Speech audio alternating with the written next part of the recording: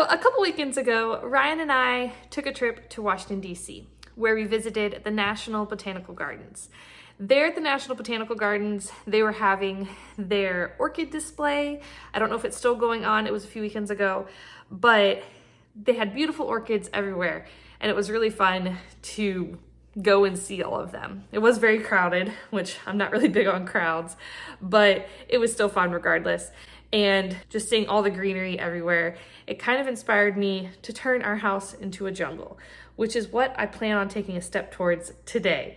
But before I show you what I want to do to take a step towards that, I wanted to share some pictures from the gardens. I took a couple pictures while we were there of the different orchids, and there were so many different beautiful varieties. They ranged in all different colors, and they were just gorgeous. It was really hard to pick a favorite. There was just so many different beautiful plants there. I do really like this yellowy orange orchid. I thought that was really beautiful. The botanical gardens obviously had lots of other different plants too, in addition to the orchids. I really loved the variety of orchids here though. That was definitely the showstopper of our trip. We went hoping to catch some of the cherry blossoms, and while we did see a couple of the cherry blossoms, the pink magnolias were actually what I found to be the most breathtaking as we were walking around the city.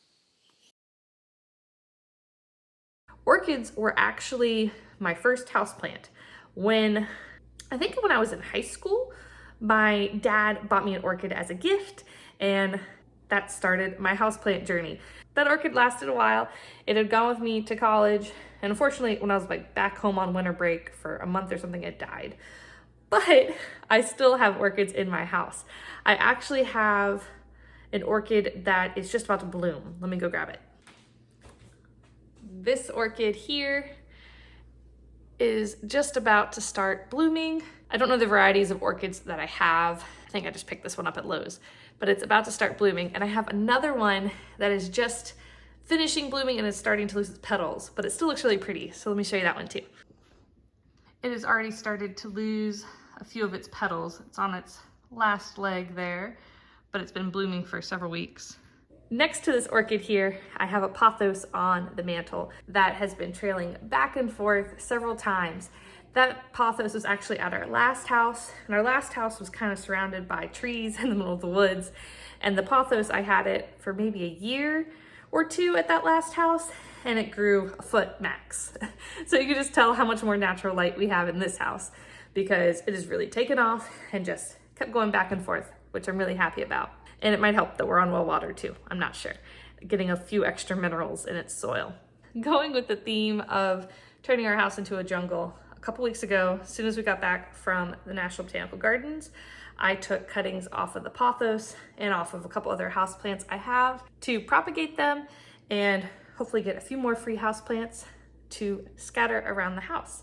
And I've just had them in water sitting here on our kitchen counter. Let me pull one out here. There's actually several new leaves starting to pop up on these cuttings as well. And they have roots growing on them. So I want to pop these up into some soil today. And since I've taken the cuttings, I already have new leaves coming on to this pothos as well. This whole section here is all new as well. I have kept pothos cuttings in water for an extended period. Oh, there's a different plant in there too. I have kept pothos cuttings in water for an extended period of time, but I've noticed that they definitely do a lot better if you transplant them into some dirt. This other one that I pulled out of there has a couple tiny little roots. This is a string of turtles, succulent. It's just got little tiny leaves on it, but the leaves will get bigger, and it has kind of a, you can't really tell because these little leaves are tiny, but the leaves will get bigger and it'll have kind of a turtle shell pattern on each of the individual little leaves. I just have various cuttings in water and some in soil as well. I've noticed that if I keep the cuttings right here on the kitchen counter, I maintain them a lot better and I don't neglect them. I've had them in the past in a bathroom, on like a windowsill, or other places throughout the house, and I'll forget about them. So having them right here where I see them every day, helps me keep them healthy. You see this one's got some good roots on it, ready to go into some dirt as well. And this one I already put in dirt and it is already taken off. I ordered some pots off of Amazon. I was going to just buy pots at Lowe's, but it was actually cheaper to buy them off Amazon. I prefer all my pots to be white. That way nothing clashes, because I do have lots of potter plants throughout the house. So I find that by just keeping them all white, it kind of coordinates and I can move things around as I need to. I do have some blue and concrete colored house planter pots as well. This is a set of 3. And I like that there is a ribbed texture to them too.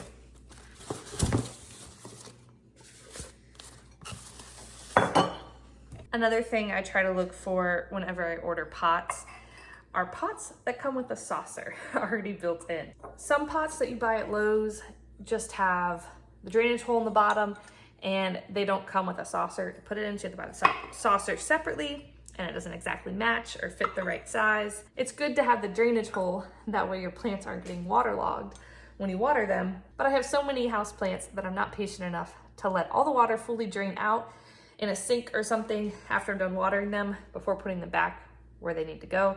And then water inevitably drips out and then gets all over my piano or the windowsill or table, wherever I have that particular houseplant. So I've started trying to always look for a planter pot that has a saucer that comes with it that matches.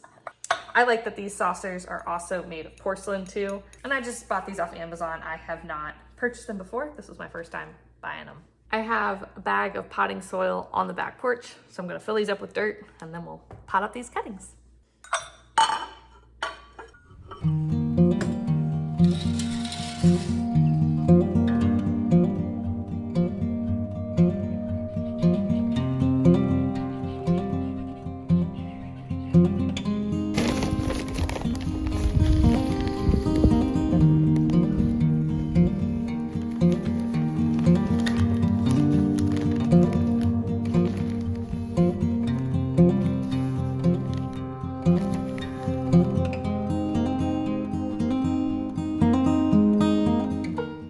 I'm going to use the largest one first and start with the pothos in this one.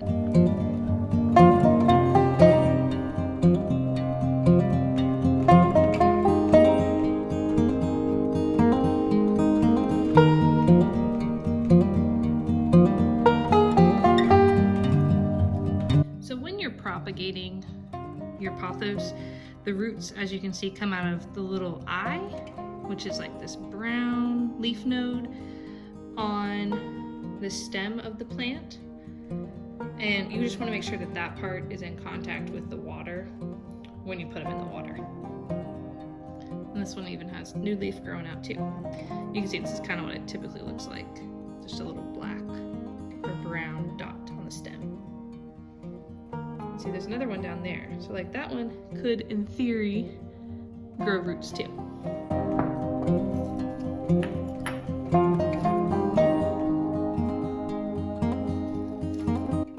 And with this one, I even put some cuttings of just the leaves in water. Now, not all of them rooted, but a bunch of them did.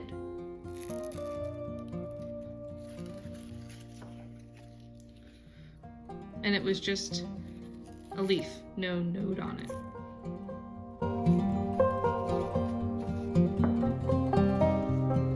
In hindsight, I probably should have just taken the cuttings outside on the back porch and potted them up there because it did make a little bit of a mess. I'm gonna have to vacuum.